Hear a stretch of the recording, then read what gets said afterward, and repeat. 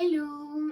Je m'intéresse beaucoup depuis toujours au sujet des relations amoureuses. C'est quelque chose qui me passionne. Je suis une amoureuse de l'amour. J'adore être amoureuse. Et j'étais en train de me questionner ces jours-ci, notamment quand je voyais que j'avais un attachement qui était encore très présent sur une relation qui s'est clôturée il y a plusieurs semaines maintenant. Je me demandais qu'est-ce qui m'attache encore, qu'est-ce qui fait que je suis encore attachée au-delà des sentiments peut-être encore existants, au-delà de l'attachement affectif, de la présence physique, etc. Et je me suis rendu compte, dans la plupart des relations, hein, pas forcément juste celle-ci, et puis de manière générale, pas juste pour moi, que finalement, quand on fait abstraction de la part que je viens d'énoncer, ce qui va rester souvent, ce sont les choses qu'on a idéalisées dans cette relation. Les choses que la personne, les qualités qu'elle pouvait avoir, les choses qu'on recherche, les projections qu'on a pu faire, et peut-être aussi de se dire « Ah, c'est possible d'avoir ce que je veux, c'est juste que c'était pas cette personne. » Et en fait, c'est ça aussi qui reste, c'est ce qu'on a idéalisé. Et ça m'a ramené à autre chose, où je me suis rappelé la toute première formation de coaching que j'ai faite, 2019, début 2019. Mon coach, j'étais en couple à cette époque, et forcément, quand on fait une formation, on travaille énormément sur nous, on travaille en binôme, pour se coacher, pour faire de l'hypnose, bref, pour pratiquer. Et donc, on se sert de nos expériences personnelles. Donc, il faut se montrer très vulnérable avec des inconnus. Moi, c'est quelque chose avec lequel j'ai pas de soucis, mais ça peut être très inconfortable. Et en l'occurrence, moi, à cette époque, j'étais pas épanouie dans ma relation. Donc, je me servais de ce que je vivais pour déjà pour comprendre et puis pour faire évoluer la situation. Et alors, je ne sais plus ce que j'avais dit exactement. Je me souviens très bien de l'exercice qu'on était en train de faire d'ailleurs, qui était à propos des croyances limitantes, etc. Et j'avais dû dire quelque chose dans le sens, ça ressemble pas à ma relation idéale ou quelque chose comme ça. Et là, mon formateur m'avait dit, mais est-ce que ça existe vraiment l'idéal? Est-ce que c'est quelque chose qui est possible? Et je me souviens, parce qu'il n'avait pas juste dit ça sous forme de question, il avait aussi émis une forme de jugement qui m'avait d'ailleurs beaucoup dérangée. Et je me souviens, je le ressens encore, ça m'avait énormément trigger. Et surtout, j'étais pas d'accord à l'époque avec lui, et d'ailleurs je suis toujours pas. Voilà, c'est ça. Il me disait, est-ce que tu crois que ça existe, une relation idéale, un partenaire idéal, etc., etc. J'avais pas du tout aimé, mais je m'étais quand même remise en question, etc. Et aujourd'hui, j'en reviens toujours au même point. Oui, ma relation idéale, elle existe. Mon partenaire idéal, il existe.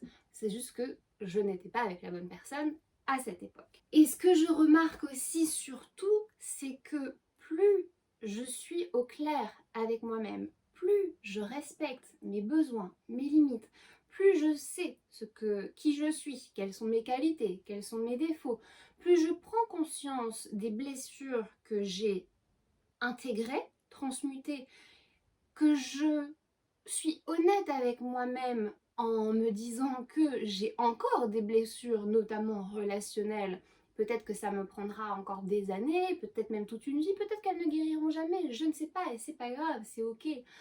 Le but, c'est pas de rencontrer un partenaire, un autre partenaire, hop, de former un couple, que ce soit deux êtres absolument parfaits, pas du tout. Le but, c'est justement d'évoluer dans la relation, de se soutenir, de se faire progresser et de transmuter aussi certaines blessures ensemble. Pour en revenir à ce que je disais, plus je suis ok avec moi-même, plus je sais ce que j'apporte dans une relation, mais surtout plus je sais ce dont j'ai besoin. Plus je sais, plus je visualise à quoi ressemble mon partenaire idéal, plus j'attire ces personnes et ces relations à moi. Je peux vous affirmer que plus je suis alignée avec tout ça, plus j'upgrade moi, mais surtout plus j'upgrade dans mes relations et dans les partenaires que j'attire. Et pour en revenir aussi à l'idéal qu'on peut toucher dans une relation, mais une relation du coup qui se termine. Et d'ailleurs, on va beaucoup plus s'accrocher à ce qu'on a touché, à cette forme d'idéal, aux choses qu'on a aimées, aux choses qu'on recherchait, etc. Ça vient aussi mettre en lumière qu'est-ce qu'on peut s'apporter à soi-même. Ok, j'ai vu ça chez lui, maintenant, est-ce que c'est possible que moi, j'intègre ces ingrédients dans ma vie à moi, dans mon caractère? Est-ce que c'est quelque chose que je peux avoir moi toute seule? Bon, parfois c'est possible, parfois c'est pas possible.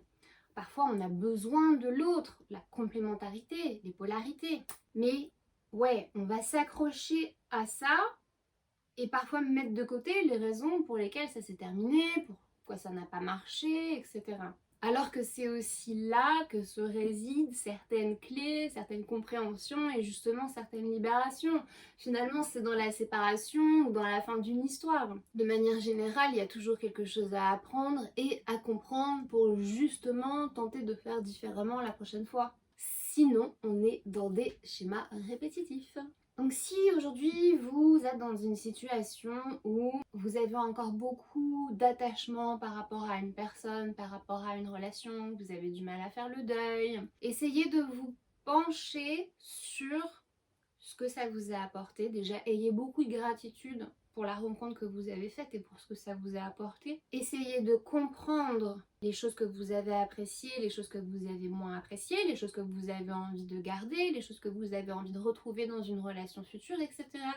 Essayez de prendre du recul, de faire une introspection et faites de la clarté sur ce que vous voulez vraiment, ce que vous apportez dans une relation et ce que vous voulez y vivre. Et à partir de là, vous allez attirer à vous de manière naturelle et de manière fluide des partenaires qui vous conviennent.